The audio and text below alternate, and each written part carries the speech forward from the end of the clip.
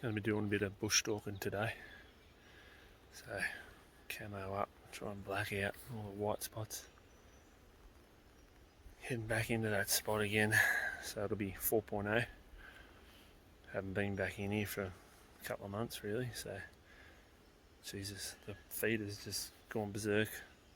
I can't believe it, like even driving in here, some of the weeds that were sort of this tall are now 8 foot tall. It's crazy, so it'll be amazing to see what it's like down here. I don't know where the deer are going to be. It's been pretty warm. There is water way down, but I'm hoping they're still up on this ridge. Wind's swirling a bit on me at the moment. It's only just cracking daylight, so not too worried just yet because we've got to go down the ridge a fair way before we get into where we need to go. But anyway, come along, let's see what we can find. So, just come down that ridge where in the other videos, you know, I'd be videoing the pads with all the footprints and scrapes and rubs and, you know, deer sign. A couple of months on, you have to really look hard to see that there's even deer been in here. So when the seasons change, now it's warm, you've got to change your tactics. So I'm guessing they're closer to water. There's that much feed everywhere. They don't need to be up in these gullies or this ridge. And the other thing is, they're not going to be looking for sun. So all the faces where all the beds were that I found earlier in the year, they're not going to be getting used unless they're in good shade. So there's some good deep gullies down in there with tree ferns, and, nice and cool. That's where they're going to be, I reckon. So I'm staying up on this ridge until I work out, until the wind decides which way it wants to go. And then I'm going to drop down and hunt back to the car. I was dropping down that ridge to get a look down into the gully and picked this fella up, just slowly making his way towards the wallow.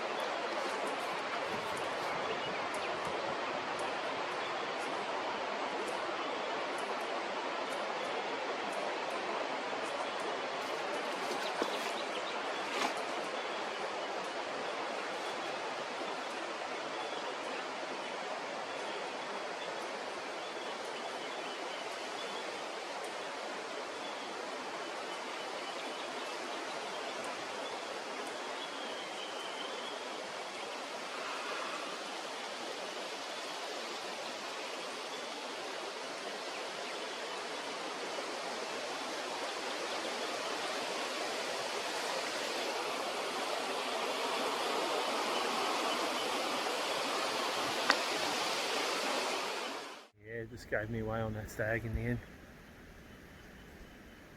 He was working his way up this creek here and I was hoping he was going to come into this wallow, but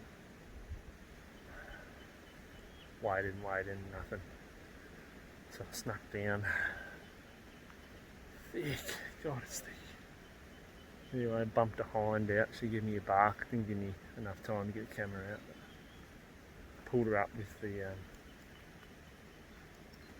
the deer caller. Oop, stop. You know, so I could have shot her, but anyway. So.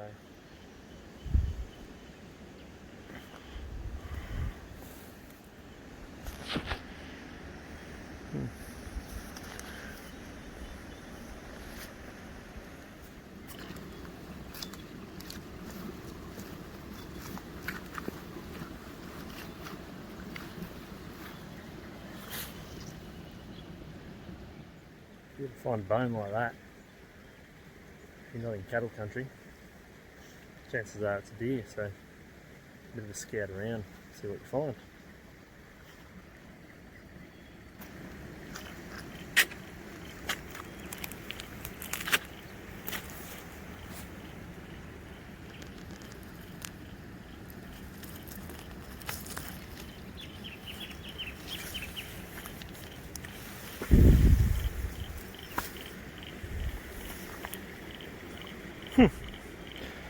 Shot at one years ago in here.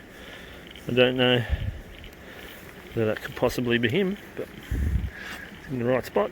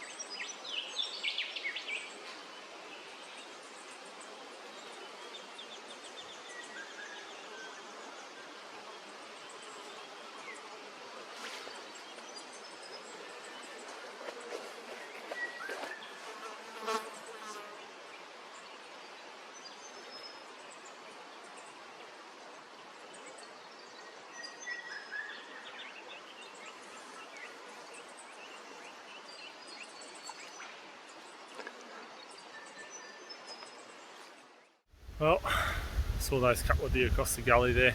Couldn't spot any stags with them. And then the sun's come out, so I'm pulling the pin. The regrowth in here is phenomenal.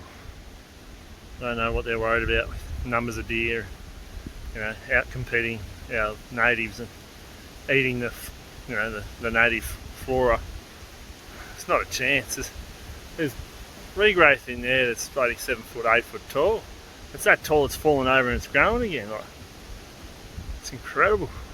I don't like. It's nearly on impossible to come in here and hunt now, and that's only in the last couple of months that's happened. So God only knows what's going to happen over summer and, you know, get another spring. I'm going to give this spot a miss, I think. It's too much like hard work to get in. Anyway, it's warm as. I've been looking for wriggle sticks, but I haven't seen any yet. Probably stepped over a half a dozen. About a quarter of the way up this ridge. A fair bit to go, but I'm back on the pad, so at least it's a little bit easy going. The last hour it's taken me to do about 600 metres down there. I didn't video any of it, I was not happy. Sweat, hot. And the humidity coming out of this grass when the sun hits, it's unreal. So I'm nearly out. Anyway, sort of take a breather. And anyway, the hunting part of this video is over, unless something jumps up in the next couple hundred yards on this ridge. I didn't see any sign coming in, so I don't think so. Anyway, I've got a couple of new bits of gear on me today. And I thought I'd give it a good run before I even talked about it, because they're all two of them are brand new, and the other one I've just been wearing around the house. So, as you know, I run the Sitka camo, and I flogged out my last pair of pants. Took 2 seasons, but yeah, they were gone. Heaps of holes in them. I just wore them out. They're probably not suited for this sort of bush, more open bush. Yep, I'm going to get another pair for sort of like fallow hunting and that sort of stuff. But real lightweight, they drain really well, and they were the Apex pant. Now I've got the mountain pant, which was recommended by Grant at Safari Supplies in New Zealand.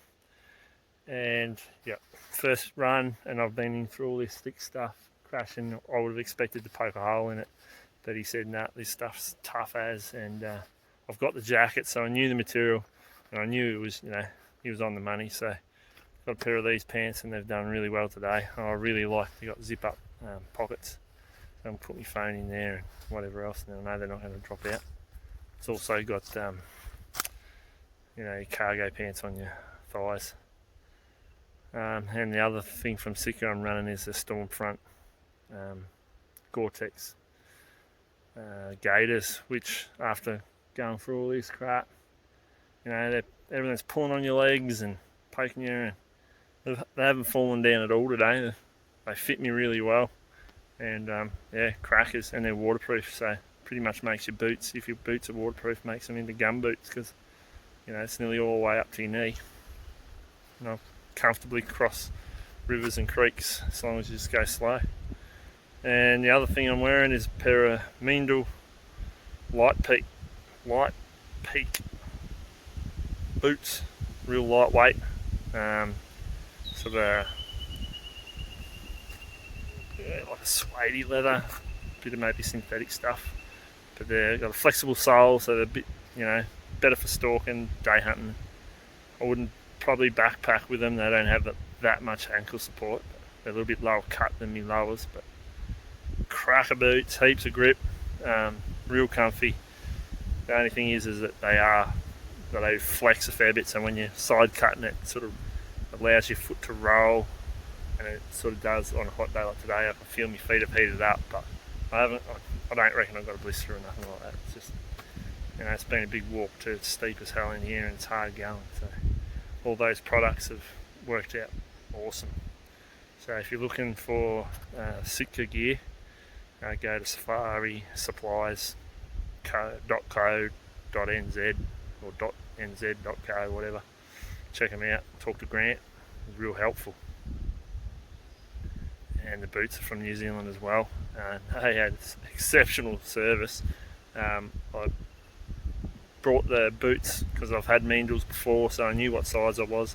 I bought them online, and I got an email saying, what we want you to do is draw your foot around this. I had the directions what to do, and email it back to them. Anyway, they looked at it, and then they rang me and said they suggested a different type of boot with a wider fit. So it worked out. They were on the money, so it was really good. So use them as well if you're looking for a real good pair of hiking boots.